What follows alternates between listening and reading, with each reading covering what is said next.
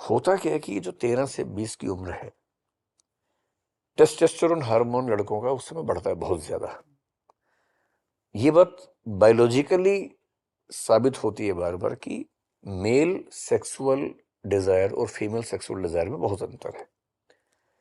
Mails की sexual desire बहुत तेजी से उठती है, बहुत जल्दी सेटिस्फाई हो जाती है।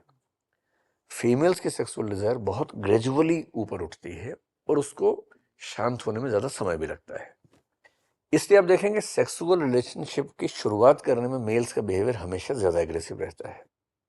ऑलमोस्ट एवरीवेयर आप देखेंगे वही प्रपोज कर रहे हैं, वही ट्राई कर रहे हैं डेटिंग करने के लिए, बाइक घुमा रहे हैं, ऊपर नीचे पहिया घुमा रहे हैं कि किसी तरह से साबित हो जाए कि मैं तुम्हारे लायक हूं।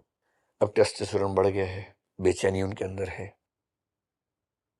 उनको एक्सेस नहीं है फीमेल पार्टनर्स के लिए, ऐसे दोस्त उनके नहीं, वो जैसे माहौल में रहते हैं बात करने से हिलना मच जाता है कि जैसे पेन मांग लिया, अब बात भी नहीं कर सकते, दिमाग खराब हुआ पड़ा है। ऊपर से इंटरनेट है, पॉर्न सुबह से रात तक देख रहे हैं, इच्छाएं बढ़ती जा रही हैं और पॉर्न देख के एक लेवल ऑफ एक्सपेक्टेशन ऐसा बन गया है जो रियल लाइफ में कभी नहीं आने वाला है।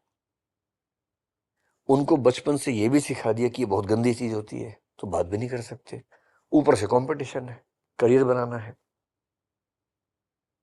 लड़के को तो बचपन से पता है कि पूरा परिवार मुझे ही पालना है और पेरेंट्स के पूरे सपने उस पर टिके हुए हैं और पेरेंट्स बार बार याद दिला रहे हैं कि बेटा मेरी रिटायरमेंट 10 साल में होने वाली है, तुम्हें ही कमाना है।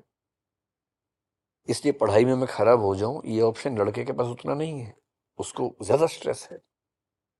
इसलिए 13 से लेके 18-19 साल का जो लड़का है, ये इस दुनिया की सबसे मुश्किल चीज है। ये बच्चे बड़े विद्रोह, हमारा बेटा उस उम्र में है, एकदम घोर विद्रोही होता है कई बार। ठीक है, हम समझ रहे हैं उसके मन में क्या चीजें चल रही हैं। एकदम अकेला है, किसी से बात नहीं कर सकता। तो ये मेल लोनलीनेस दुनिया के सबसे बड़े खतरों में है और मेल लोनलीनेस के 2 फेजेस हैं। एक तो ये वाला है, इसमें वो बच्चे खुशनसीब है जिनका एक अच्छा गैंग है, वो बच्चे खुशनसीब है जिनके पास अपनी उम्र की एक बहन है और बहन से दोस्ती है जी। एक बहन होने से, उससे दोस्ती होने से आपकी बहुत सारी कुंठाएं इसलिए खत्म हो जाती हैं कि आपको आइडिया रहता है कि लड़की ऐसी होती है, आसपास है, उससे बात हो रही है, तो आपको पता है कि ऐसी होती है, बात भी आप कर पा रहे हैं। और दूसरा, मेल लोनलीनेस जनरली 40 के बाद जो आती है वो सबसे ज्यादा डेंजरस है। इसलिए आप देखेंगे हार्ट अटैक्स महिलाओं में कम होते हैं, पुरुषों में बहुत ज्यादा होते हैं।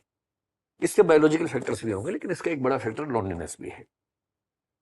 महिलाओं में शेयरिंग करने की टेंडेंसी बचपन से बुढ़ापे तक हमेशा रहती है, क्योंकि वो एक्सप्रेसिव है, उन्हें संकोच नहीं है, झिझक नहीं है। कहीं डांस वांस करना हो, लड़कियां जितना आसानी से डांस करने चली जाएंगी, लड़के आमतौर पर नहीं जाएंगे, वो मनोज बन के बैठे रहते हैं।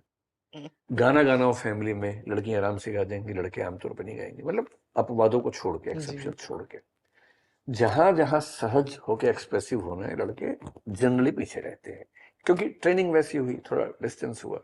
फिर उनको ये भी समझाया गया कि तुमको मर्द बन के रहना है, और मर्द बनने में ये होता है कि आप बहुत इमोशनली एक्सप्रेसिव नहीं हो सकते हैं। ये सब चीजें मिलके उनको घुटन से भरती हैं।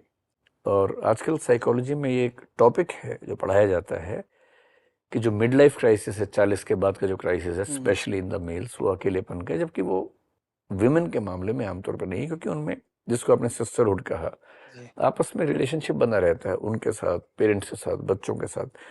जैसे बच्चे बाहर पढ़ रहे हैं तो माँ उनसे रोज बात करेगी वीडियो कॉल पे, ये आमतौर पे दिखेगा। बाप का नहीं दिखेगा। बाप बात भी करेगा तो क्या पूछेगा, और ठीक हो? हाँ पापा ठीक हूँ। चलो ठीक है, पढ़ो।